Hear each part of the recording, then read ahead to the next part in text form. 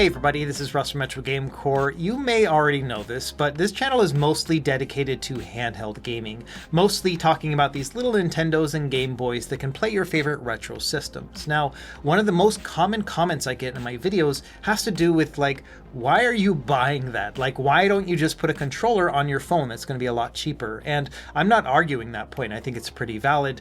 It's probably one of the cheapest ways to get into handheld gaming. For my part, I really think it comes down to that special feeling of having a dedicated handheld that reminds me of back in the day, but I totally get that point. Now, another sub-comment I get all the time has to do with tablets.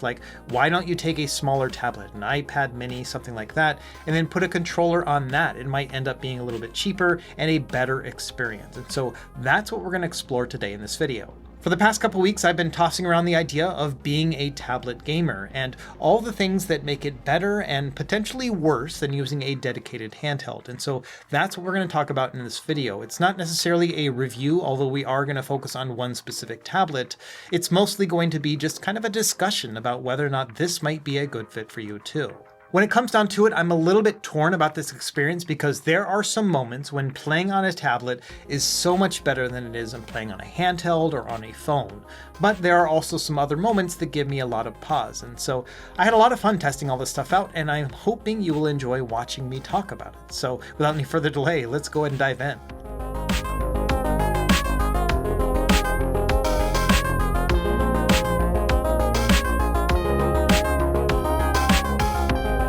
Okay, to start, let's talk about our different tablet options. We are going to settle on one, but I'm going to talk about my journey to get here in the first place. And I think that every tablet discussion has to talk about the iPad, although that's not the focus of this video. They currently have 4 different models of different size and price points, starting at around $350, going all the way up to $1,000 and beyond.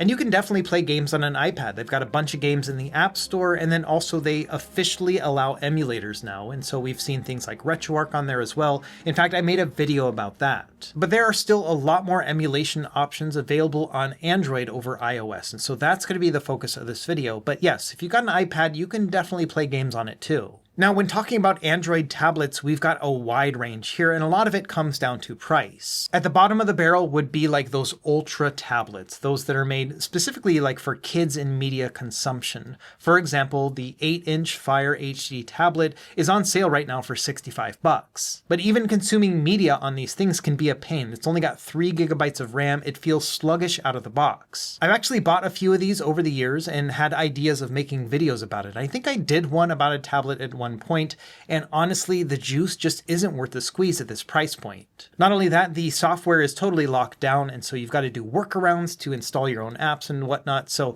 I honestly just don't think it's worth it at this lower price point. Moving up a little bit from there, we've got tablets around the $150 range, and I've tested these ones out before. In fact, this one right here, the ALLDOCUBE iPlay 60 Mini Pro, I bought this one maybe a year or two ago, and again, tested it a bunch and decided that it wasn't really worth making a video for either. This one has the Helio G99 processor inside of it, which is not bad. You'll be able to play all the retro classics and a good amount of PS2 and GameCube as well, but I just found that the overall experience didn't really match $150 for me compared to dedicated handhelds. So I've definitely dabbled in this whole world of tablet gaming before, but not to the point where it excited me enough to make a video about, until now, because I actually decided to test out some of the higher end options. Among the tablet users, one of the favorites is what they call the Y700, which is from Lenovo. The thing about some of these higher end tablets is it can get really complicated quickly, and that's because there are different product lines for different regions. And when it comes to powerful tablets, it's usually not the Western world that's the main focus from these companies. Instead, it's the Chinese market, mostly because mobile gaming is so much bigger. And so what some people have been doing is buying these tablets, which are focused on a Chinese audience,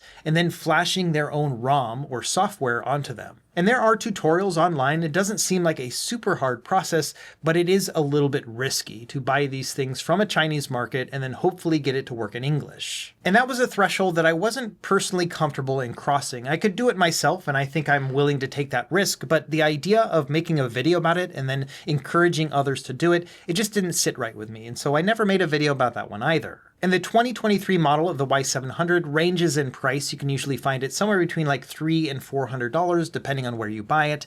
And then yes, you have to either get one that has what they call the global ROM on it, which means it'll work in English, or you have to flash it yourself. Now this year, Lenovo did launch a tablet that's available in the US. It's the Legion Tab Gen 3. And this one looks great. It's got an 8.8-inch display with a 1600p resolution, and it goes up to 165 Hz. It's got the Snapdragon 8 Gen 3 inside of it too. So essentially, this is a tablet that can go toe-to-toe with any of the high-end Android handhelds that we have on the market right now. The price for this one is going to be higher. It's usually around the $450 range, but I've seen it get down to as low as $420. And there are even higher end tablets out there right now, including the Red Magic Astra gaming tablet. This one sells for like $700 on Amazon, but if you buy it directly from Red Magic, you can get it for about $550. This one has the Snapdragon 8 Elite, so it's more powerful than any handheld that we have today. The one that I ended up settling on is the ALLDOCUBE iPlay 70 Mini Ultra. And this one is also available globally. You can get it on the Amazon US store, and it usually retails around $350, depending on whatever coupon they have available at the time. For example, as of making this video, it's listed at $340. Now, if you're willing to get it from AliExpress and potentially have to deal with whatever tariff situation's going on in your part of the world, then you can actually get it a lot cheaper. The going price is around $285 for this, but I've also seen sales bring it down to around $260. So in the end, there are a lot of tablet options out there if you're looking for something that's gaming centric, and we're going to focus on the ALLDOCUBE here. Now, initially I was going to buy it on AliExpress and get it shipped over, and then, try to maybe figure out if it was going to be in English or have to switch it over to the global ROM. But then they reached out and said, hey, we're actually going to be releasing this thing internationally, and would you like one for review? And so I said, okay. And so this is what I've got here today, is a review unit from ALLDOCUBE. But, like with all my videos, all opinions are my own. No money was exchanged in any way, and they're not going to see this video ahead of time. So let's quickly go over the specs of this tablet so you can see what you're going to get around this price range. Number one is that the chipset here is the Snapdragon 7 Plus Gen 3. We're going to do a bunch of testing on the CPU to see what it can do, but the biggest point to this one is that it has the Adreno 732 GPU, which means that you can load things like custom turnip drivers, which is one of the best things about high-end emulation devices like the Odin 2s. And when it comes to performance, this is about in spitting distance of the Snapdragon 8 Gen 2. Not quite there, but pretty darn close. Now, one of the main reasons why I wanted to use this tablet in particular is because it has that coveted micro SD card slot. The other high-end ones, like the Lenovo as well as the one from Red Magic, they no longer have a micro SD card slot, and that's probably to upsell you with their additional storage options. The thing I like about the ALLDOCUBE is they just have one spec, 12 gigs of RAM and 256 gigs of internal storage. And for me, this is ideal. I can put my Android games directly on the internal storage, but then I can put all my ROMs and emulation games on that micro SD card, and so it's kind of the best of both worlds. The display here is also quite impressive, 8.8 inches in overall size, and then also a resolution of 2560 by 1600. That's an aspect ratio of 16 by 10, and essentially the same resolution as the original Lenovo Legion Go. It also has a high refresh rate of 144 Hz. We've also got a 7300 milliamp hour battery, which is pretty darn good. I'll do some more in-depth testing later, but just as a quick preview, you should get about 6 to 6.5 hours of gameplay time when playing high-end Android games and stuff like PS2. Another thing that drew me to this tablet is that it's relatively lightweight. It's 335 grams, which makes it lighter than the Lenovo and the Red Magic too. As far as connectivity, we've got dual-band Wi-Fi 6 as well as Bluetooth 5.4, and it's going to be running Android 14. And lastly, because it's a tablet that does tablet-y things, that means it also has cameras on it. So we've got a 5 megapixel camera up front and then a 13 megapixel camera on the back. So that's why I picked the ALLDOCUBE, because I like the micro SD card slot. It still has a nice impressive screen, and it's also relatively lightweight. I was worried about getting something that was really big and heavy. We'll talk about weight later on as well. What I really want to do next is kind of talk about all the things that you can do on a tablet that might be a better experience than on a dedicated handheld gaming machine. And I think first and foremost is the fact that it works really well doing tablet things, and that includes media consumption. I've got an iPad at home, and I use that for watching movies all the time, and I feel like a tablet like this works equally as well. The tablet itself is really thin and lightweight and has thin bezels, which kind of just makes it feel like it's a moving screen that happens to have a processor inside of it. That 8.8-inch display is really impressive. It also has Widevine Level 1, which means that you'll be able to do video playback in your favorite streaming apps at 4K resolution. It's also got 2 stereo speakers on each side, which sound pretty good. We'll test them in a moment, but the only thing it's missing here is that it doesn't have a headphone jack. Unfortunately, none of these tablets really do anymore. So you're going to have to use a USB-C headphone adapter or some Bluetooth headphones. But other than that, yeah, I think that it's really well suited for media consumption. The screen itself gets nice and bright. At 100% brightness, it is easy to use outdoors, even in direct sunlight. And so yeah, I think it's going to work well in a variety of different use cases. And like I mentioned, the audio is also pretty darn great. Let me give you a sample right here.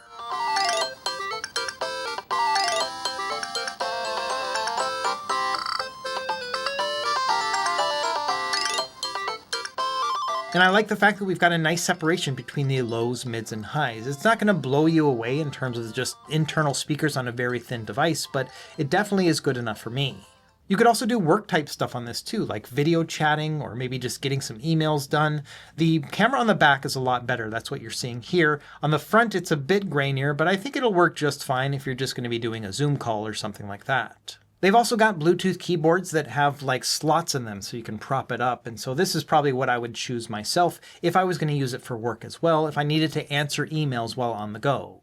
And so even before we get into the gaming, I just wanted to point out that yes, a tablet can do tablet things. And I think that, this overall size is pretty great when it comes to watching movies, listening to music, and so on. So now let's focus on the gaming side of this gaming tablet. And number one thing is, what kind of controls are you going to use on it? Now, number one, you could just get a Bluetooth controller like this, an Xbox controller, PlayStation controller, or any of those third-party ones. They will all work fine via Bluetooth. And so you could obviously prop up the tablet and then use that. But what we're going to focus on are going to be telescopic controllers. These are the ones that we can actually put on the tablet itself. Now this tablet is just under 130 millimeters in total length, which means that some telescopic controllers, those that are made for phones, may not fit this. 3 in particular that I was hoping to use that do not fit include the GameSir G8 Galileo. This one is just barely too tight, but you can also pull this apart and break it if you would like to do that. But honestly, we've got better options. But yes, this one unfortunately does not fit out of the box. The new Backbone Pro also does not get big enough for the tablet. You can see there's probably another inch that it needs in order to fit. And then same thing with the 8BitDo mobile controller. I was really hoping for this one because it has a retro style D-pad, but unfortunately, yeah, this one also does not get big enough. Among all the controllers that I have here at the studio, these are the 3 that I ended up using the most because they fit, and then also they're pretty good depending on your use case. First up is the Razer Kishi Ultra. This one gets really big, so it fits really nicely with the tablet, and it's also USB-C connecting, which means that it doesn't have a Bluetooth battery or anything else like that. It just connects automatically, so that's great. This one's got really big sticks and grips, which makes it really good for playing first-person shooter games and stuff. It really does feel like a full-size controller. The problem with this one is the Razer tax. This thing is super expensive. It's $150, which is half the price of the tablet itself. So I do have a hard time justifying this price point given the fact that it doesn't really do anything special over some of the others. Now, Razer also recently released the Kishi version 3, and unfortunately I don't have this one just yet, but it retails for $100, so it's about, 2/3 of the price of the other one, a little bit more affordable. And this one also gets wide enough for this tablet in particular. So yeah, this might actually be a good fit, but I don't have it to test with. So next up I have this one. This is the GameSir X5 Lite, and it's almost like the opposite of the Razer Kishi. This one gets big enough, so it actually can fit the tablet no problem, but it retails for $35. And even at $35, this thing has a lot of things going for it. Number one is that it has these Hall sensor sticks. They're a little bit on the small side, but I think they're still pretty good. And it also has some really nice feeling membrane buttons, and then also a membrane D-pad that has a classic retro feel to it. This one also uses a USB connection, which means it doesn't have a battery inside, which makes it even more lightweight. And this thing is lightweight. It's about 130 grams. And so the way this works is you just kind of slot it in right here on one side, and it has a bendy USB-C connector, so it's really simple. And that's it. It just kind of slides into place. And the overall weight of this whole setup, including the tablet and the controller, is 475 grams, and that is super lightweight. For context, that makes it about half the weight of the Lenovo Legion Go, which has the same size screen. One thing worth noting though, these triggers are not analog, so they are digital, which means that if you're going to be playing driving games, where you need to have a range of motion, that's not going to be great. But I found it works really good when it comes to shooters. For example, the new Destiny Rising game that just came out, I was playing this for a couple hours last night, and it was a perfect fit because all I need to do is just aim down the sights and shoot, and so I don't need any sort of analog input for games like that. And then finally, our middle ground controller here is the Gamester G8 Plus. This one is $80 retail and has a lot of nice bells and whistles to it. I've made a whole video about this one as well. I'll leave it linked down below. This one is a wireless Bluetooth controller, so it has an internal battery, and it can work on things like the Nintendo Switch. In fact, you can change out the ABXY pattern. You can see that I have the Switch layout here because I often will use this with my Switch. This one also has analog triggers and a design very similar to an Xbox controller. So if you want a full console experience, this is a really good middle ground.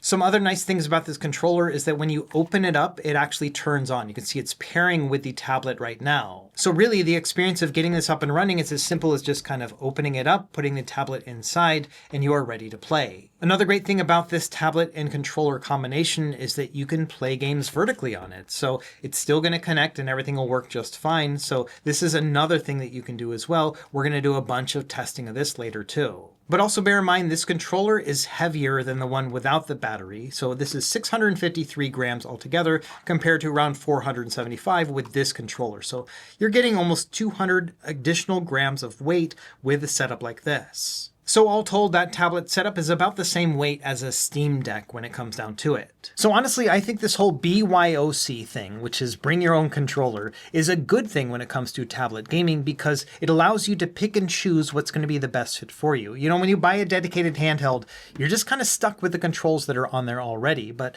this is pretty great. As new controllers come out, you can kind of refresh your tablet if you would like. And if you want something really lightweight, then yes, the X5 Lite is really nice. But then the G8 Plus is a good kind of all-around controller as well because you can use it for vertical gaming and it's got that wireless connectivity and so on. Now, before we move on, one other controller worth considering is the X5S, which just recently launched, and I don't have it just yet. This one's a lot like the green X5 Lite that we were just looking at, but has some key differences. Number one is that it's wireless, which means that you can use it on things like the Nintendo Switch, and then also you'll be able to use it vertically. It also has analog triggers and still is very lightweight despite having a battery inside of it, and it's very cheap. It's only $50 retail, and so I feel like this one is probably my main recommendation even though I don't have it. Either way, I'll leave links to all this stuff down below if you want to read more about it in case you are interested in going this route. So now that we've narrowed it down to the tablet as well as the potential controller, let's talk about the screen and why a big screen tablet might be a good idea for you. 8.8 inches is a massive screen size, and I think that it's one of those things that gives you a lot of room to work with. When you're playing a game like Stardew Valley, that means you can see more on the screen at once, which just kind of feels a lot more impressive. You've also got a 1600p resolution display, so everything looks nice and crisp as well. Last night I sat down and played about the first 2 hours of Destiny Rising on the tablet, and it was a wonderful experience. I used that green controller, like I mentioned before, just because it allowed me to really quickly fire, and then also it was very lightweight. I've been dreaming of being able to play Destiny in a tablet or a handheld environment like this that isn't just, streaming from a local PC. And yeah, it was a really great experience. It kind of feels like a wish fulfilled. And of course, there are many more things you can do besides just using it for Android gaming. Let's talk about emulation. When it comes to playing your old school systems like Game Boy and Game Boy Color, this is going to get blown up to an 11.1x resolution upscale. In addition, the 10:9 aspect ratio display is still going to look very impressive because this 16:10 aspect ratio on the native panel is still going to be relatively tall. This gives us a full 7 inches when it comes to playing Game Boy. It is overkill, but still a pretty crazy experience all things considered. When it comes to Game Boy Advance, it's even better of an experience. We're looking at a perfect 10x integer scale. So this means that not only is the display itself going to be 8.4 inches when showing the native content, but it's going to be perfectly balanced with these really crispy pixels. And so this might be one of the better ways that you can play Game Boy Advance out there. I personally would question whether or not you need to play Game Boy Advance on a $300-ish tablet, but still, you do you. Another benefit of having this 16:10 aspect ratio display on this tablet is that 4:3 content is still impressively large as well. Even though we do get some black bars in the left and right, we are still getting a very large image. This is going to be 7.8 inches altogether. What I like to do when playing 4x3 content is to use a CRT shader, something that gives it kind of a curvature look to it. Just because the screen is so big, it feels like playing on a CRT television. So yes, all your classic systems, all the way up through, Nintendo, Genesis, Super Nintendo, arcade games, Nintendo 64, Dreamcast, all those played at a 4x3 aspect ratio, and it's going to be a really excellent fit for this display. Like with the handheld systems, it kind of feels a bit like overkill to play something so underpowered on a device that's so overpowered, but it is still a really impressive experience. And because we have a high refresh rate, that means we can use emulation tricks like black frame insertion or shader subframes to allow for better motion clarity. So in addition to using a CRT shader, you can add these subframes, which will give it a more CRT-like effect when it comes to motion blur. And so yes, if you're looking to recreate a more retro style experience with using that high refresh rate or that taller aspect ratio, then yes, tablet gaming like this is actually a pretty good fit. Another thing that I found myself doing pretty often with this tablet is actually just taking off the controller and playing it in tablet mode because the screen is so large. So touchscreen gaming is also pretty fun. You can play games like Balatro right there on the tablet, just swiping around, but then also some bigger games like Civ 6 are available on Android. This is a Netflix game, which means that if you have a Netflix subscription, it's just going to be free to download on the Google Play Store. Now, I don't know anything about this game, so don't pay attention to what I'm actually doing on screen, but hopefully if you're a fan of this type of game, you can see the value of being able to do this just right there on your couch. Speaking of couches, another thing I like to do is stream locally from like my gaming PC that's at my desk over to the couch so I can play it on a handheld device or on a tablet. And this is also going to work out pretty well when it comes to streaming. The overall decoding time when using an app like Apollo and Artemis is going to be between 4 and 5 milliseconds altogether. And for me, that's about at that point where it just feels like I'm playing it natively on the display. So if you've got some PC games and you don't want to sit at your desk and play them, then streaming them over to a tablet can be a really nice experience too. And of course, you're not just limited to local PC streaming, you can do remote play on your consoles. Say, for example, an Xbox or a PlayStation, you can stream them to the tablet as well. And then beyond that, you can also do cloud streaming, so you don't even have to own a PC. One of my favorite ways to do this is NVIDIA's GeForce Now. Now, I have the premium tier, which means I'm able to stream it at high refresh rates. And so what I like to do is set it to 120 frames per second and let GeForce Now do all that work and then stream it over to my tablet. Now, I live in Hawaii, which means that the ping is really bad because we don't have a server here in Hawaii. The closest is going to be in California. So I get about 60 milliseconds of ping, which does feel a little bit sluggish when I'm playing, but it's still really cool to be able to play at, 120 hertz over the cloud without any PC connected or anything. So really all this stuff is going to depend on your local network connection and how fast your internet speeds if you want to do cloud gaming. But yes, all this is a pretty great experience on the tablet, all things considered. Now, another great setup with this tablet, particularly with that GameSir G8 Plus, is the ability to use it vertically. And all that stuff we talked about when it came to retro gaming, the ability to use CRT shaders and maybe black frame insertion or shader subframes to really give it a CRT-like experience. All that can happen here, but with vertical arcade games, and I think it's pretty awesome. Not only that, it feels a bit more comfortable than playing it wide, just because my hands are not so far separated from one another, and so this is a really excellent way to play these old school arcade games. Not only that, DS and 3DS games are completely possible here because the emulator developers have accounted for a portrait display. So for example, when playing 3DS, all you have to do is just rotate the tablet, put it in your controller, and then go into the settings and let it know that you're playing at portrait display, which means that yes, you're going to see the screens one on top of the other. And as far as performance goes, you're going to be able to play all these 3DS games at a 4x resolution upscale, which is going to look pretty awesome. The only hiccup here is that on the 3DS, the top screen was wider than the bottom screen, and when you put them in landscape and you blow them up, that does mean that the bottom screen is going to look massive compared to that top screen, just because the bottom screen is a 4:3 aspect ratio. So there is a bit of a mismatch when it comes to the sizes of the screens, but to be honest, they're both so large that it didn't really bother me that much. At the end of the day, I think the original DS is a better experience just because both of these screens were the same size and aspect ratio. They're both 4:3. And when you blow up these screens to match the width of this display, they are massive. This is like the biggest DS I've ever seen. I'm using the Melon DS emulator, which allows you to upscale. I did find that it will bog down for some reason once you get up to like 4x resolution upscale,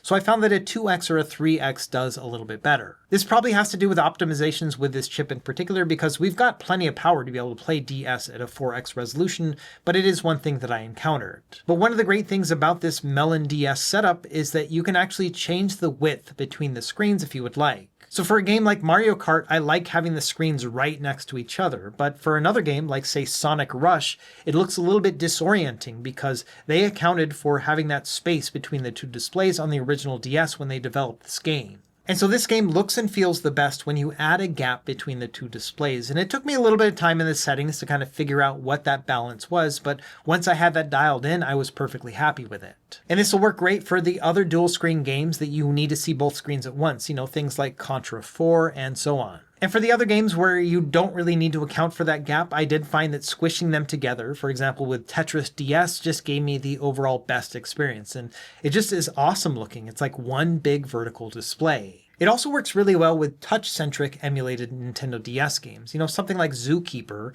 when I play this vertically, it just kind of feels like a tablet game at that point. Now, I'm well aware that there are tablet versions of this game available on the various app stores, but I like the soundtrack of this original one, and so I definitely prefer to play this on the old school DS. It also works well with those games that expect you to hold the DS sideways, like Rhythm Heaven. It's a pretty good experience too, and they do account for being left or right-handed depending on your overall style of play. I'm not even done talking about all the good stuff that you can do with a large tablet screen, but I wanted to pause and just say that yeah, there's a lot you can do here. You've got a large display, you've got a high resolution, you've got a high refresh rate, and those in combination with the ability to be able to rotate it depending on the game that you're playing just opens up a world of possibilities that you wouldn't find on a dedicated handheld. So now let's talk about another benefit of this particular tablet in that it has quite a bit of processing power to the point that you can play just about anything on this tablet. We're going to start with the 3D based systems and kind of work our way up. So PlayStation 1 is first, and this one plays at a 5x resolution upscale, absolutely no problem. So this is going to be a really excellent experience if you want to play these games at a higher resolution. This system also originally ran at a 4:3 aspect ratio, and I think it looks great. You could apply things like widescreen hacks if you wanted to play it in 16:9 instead, but I'm perfectly happy playing these in a 4:3 aspect ratio. Same thing with the other retro systems like Nintendo 64 and Dreamcast. You can play these upscaled, and again, you have the ability to either play it with widescreen hacks or in 4:3. And for me personally, I thought that 4:3 was just an overall better experience, so that's what I stuck with. We've also got enough power to play Sega Saturn with the Beetle Saturn Core within RetroArch, which is going to give us a very accurate experience, and it feels very authentic too. It's not going to be able to also use heavy-duty shaders at the same time, but you'll be able to use some of the lightweight ones like ZFast CRT, no problem. PSP also looks really good. This is a 16:9 system, but you can see that the black bars at the top and bottom are relatively minimal. You can also run these games at a 6x resolution, which is going to be a higher resolution than the screen can even handle, and it also is going to give you 8.6 inches of total screen real estate. So yes, a very big display. It's very impressive. Moving on to the higher end systems, so Nintendo GameCube works absolutely fine at a 3x resolution upscale, and so this is going to look amazing on this display too. And depending on the controller and the game that you're playing, it can be a match made in heaven. For example, Time Splitters 2 on the GameSir G8 Plus with those full-size Xbox controls and those big analog sticks just feels like a perfect shooter experience. The Dolphin emulator also has a neat trick that if you use widescreen hacks and then you force it to full screen, it's not going to force 16:9 to the full display. It's actually going to adapt to your 16:10 aspect ratio. This means that for games that support widescreen hacks like Mario Kart Double Dash, you're going to be able to blow it up to the entire 8.8 inch display, and this is crazy. PS2 is also a very similar story. You can play these games at a 3x resolution upscale, and you can also apply widescreen hacks or play it in 4:3. Now, the widescreen hacks on this one are not going to be the same as in Dolphin, so it is going to be a 16:9 display, but still a very impressive setup altogether. I also did some Wii U testing on this. Now, this app is in early stages of development, so not every game is going to run great, but the couple that I tried, like Wind Waker HD and Twilight Princess, these ran at 1080p with no problem. It'll probably struggle with the heavyweight games like Breath of the Wild, but in general, I think if you wanted to play these two games in particular, this is going to be an excellent fit. And finally, the last emulated system that I tried out was Nintendo Switch, and this one worked out pretty well, but it did have a cap to it. When it came to playing lightweight and medium weight games, absolutely no problem here, and we do have the ability to load turnip drivers. One of my favorite new updates of the Eden emulator is that if you go into the GPU driver manager section, you'll have your system driver here, but if you press this fetch button, it's actually going to give you a list based on your actual GPU. So it already knows that I have the Adreno 732 GPU inside, and it gives me a recommendation based on that, which is the Mr. Purple T21 drivers. From there, all you have to do is just tap on the Mr. Purple one and then find it and install it. And so I love the fact that the whole GPU driver thing feels more plug and play because it's all just embedded in the app itself. And I found that the recommended drivers do work really well. Now, I generally just don't recommend buying an Android device specifically for Switch emulation just because there are many games that will not work and compatibility is always a work in progress, but it is really awesome when a game does work well. Most of your light and medium weight games you can play in a docked mode, which means it's going to upscale to a 1080p resolution, and it's going to be an excellent experience all around. If I had to give it a measurement, I would say something like Donkey Kong Country Tropical Freeze does play at full speed in docked mode, and this is what I would consider on the edge of being a little bit harder to play than a medium weight game. But there is going to be a cap to this overall experience. I'm going to blur this out because we're going to show a Nintendo game here, but with Mario Odyssey here, you can play this in handheld mode at 60 frames per second, no problem. You're going to have to take my word for it, but I will say that playing it in handheld mode, which is about 720p, does look a little bit muddy on a big display like this, so it's not an optimal way to play this game. Now you can play this game in docked mode and it looks a lot better, but it isn't going to run at full speed. It averages somewhere between 45 and 55 frames per second depending on where you are in the game. And I find that to be playable, but not quite like authentically enjoyable. And so it really depends on how picky you are when it comes to Switch emulation.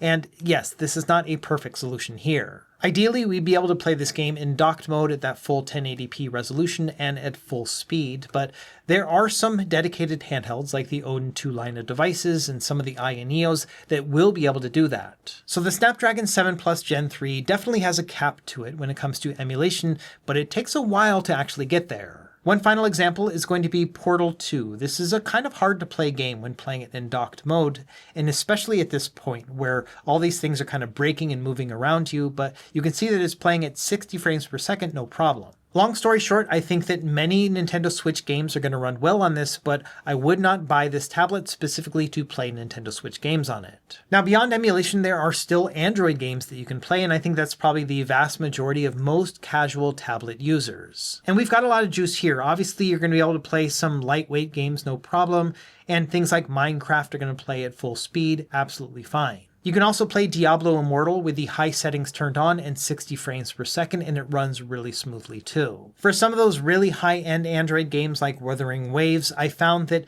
I had to keep this one at like the high settings, not necessarily like the ultra settings, but it would play at a high frame rate, around 60 frames per second. It is going to push the device a lot, to the point where it's going to heat up the tablet itself. This does not have active cooling on it.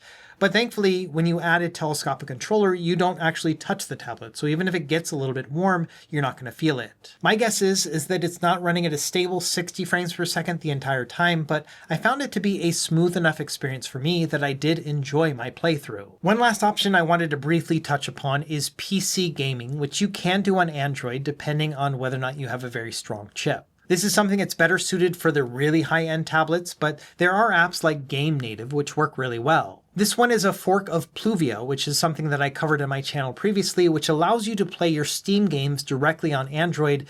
It essentially is a WinLater wrapper that just simplifies the overall process. And the app is really impressive. You can browse your Steam library, choose your games, and launch them from there. Not only that, it'll bring in your Steam cloud saves as well. So not only are you going to launch your games, but you can launch your save games at the same time. Now, it's not a perfect experience. Number one, you can really only play lightweight games right now just because everything else gets bogged down too much.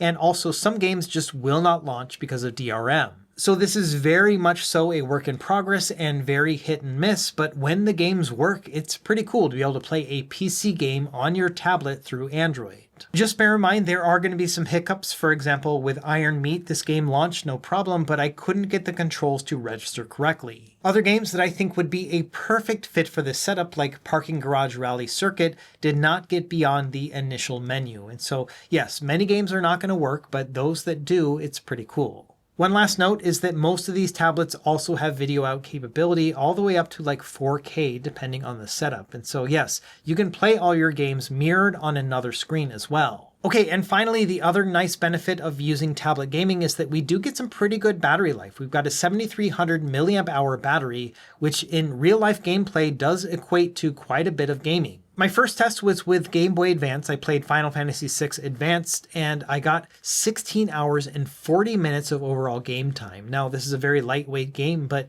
it gives you an idea of what it's going to be like when you're doing retro emulation. If you can get 16 hours when you're playing Game Boy Advance, that means that everything else is going to kind of fall in line. My next threshold was playing PS2, so I played the original God of War at a 3x resolution upscale, and this time I got 6 hours and 50 minutes of overall gameplay, so under 7 hours, but very close to it. And again, this is about what I was expecting, considering that many of the high-end emulation devices have an 8000 milliamp hour battery, and they get about 8 hours of gameplay time with PS2, so all this lines up for me. And then finally, I also played several hours of Destiny Rising, and I didn't do a full battery drain on this one just because this game just came out, but I wanted to get an idea of what it's like to play a pretty heavy-duty Android game directly on a tablet. And based on the calculations of the drain that I got in the first couple hours, I'm expecting to get about 6.5 hours of gameplay time when playing a high-end Android game like this. So yes, battery life is pretty great on a tablet even when playing some heavy-duty games. We get everything from 16.5 hours when playing lightweight stuff all the way up to 6.5 hours when playing the more heavyweight games. It's also worth noting this tablet has a 20-watt fast charge enabled in it, which makes it pretty fast to charge as well.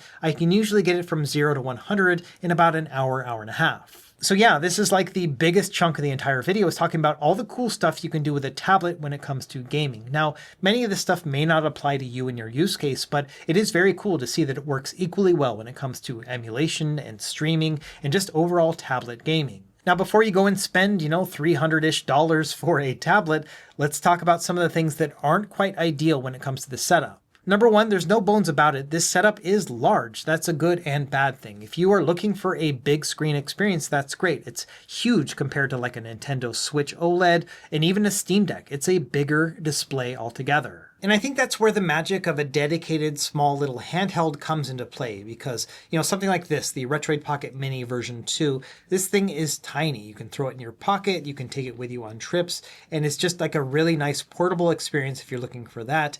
And it is powerful enough to be able to play GameCube and PS2. So it really comes down to what you're looking for, and maybe you don't want something that's huge and unwieldy. Maybe you want something that's small and dedicated, and that's where a device like the Retroid Pocket Mini will really shine. And the cool thing about handhelds is that there are so many out there of different shapes and sizes. And so you may be able to find a handheld that's a good match for you. I mean, essentially that's what this channel is all about. Another factor to consider is that this tablet setup can be quite heavy. The tablet alone is 335 grams, and using the lightest controller that I enjoy using on it, it's 475 grams altogether. Now, in all fairness, that still makes the device lighter than other high-end options. For example, the Odin 2 Portal with its TPU grip installed is 528 grams. So this is heavier than the tablet setup that we were just looking at. Another factor I already talked about is the fact that the tablet itself does get quite warm when you're really pushing it because it doesn't have active cooling. There is no fan on this tablet. And this is really kind of a catch-22 just because, when you're playing something heavyweight, you're probably going to be putting a controller on it, which means that you're not going to feel that heat anyway. And then finally, my last downside of using a tablet is that it isn't a very cohesive experience when you put a controller on it. It's still excellent, but it's not the same as having a dedicated handheld. You've got like these things kind of across the back here, and you can definitely feel that it is a controller that's slapped onto a tablet. And whether or not that breaks the magic for you is going to be up to you. And this is where the magic of a dedicated handheld really comes into play. You know, it's really cool to have something that just was made to play old school games on it. And the TrimUI Brick is an excellent example. This thing is like everyday carry size. You can throw it in your pocket, but you can still play all your favorite classics too. And so it's a really excellent setup altogether and a very different experience than trying to play everything on a tablet instead.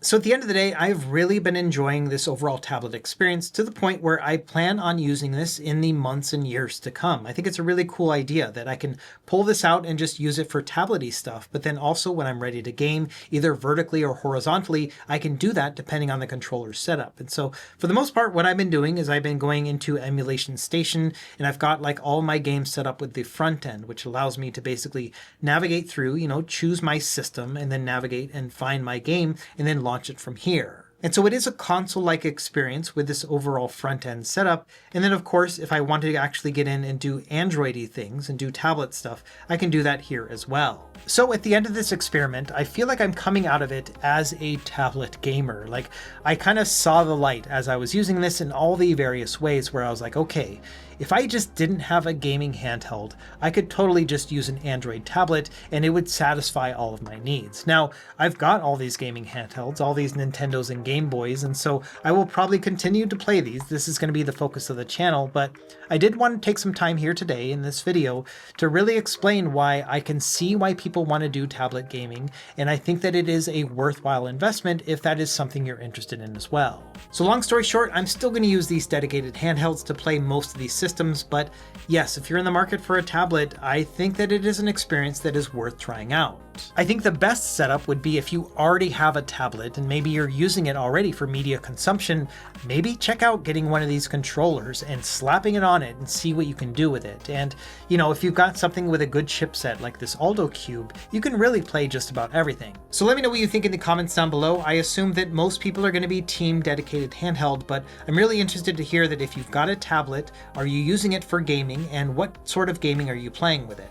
As always, thank you for watching. Be sure to like and subscribe if you found this helpful, and we will see you next time. Happy gaming.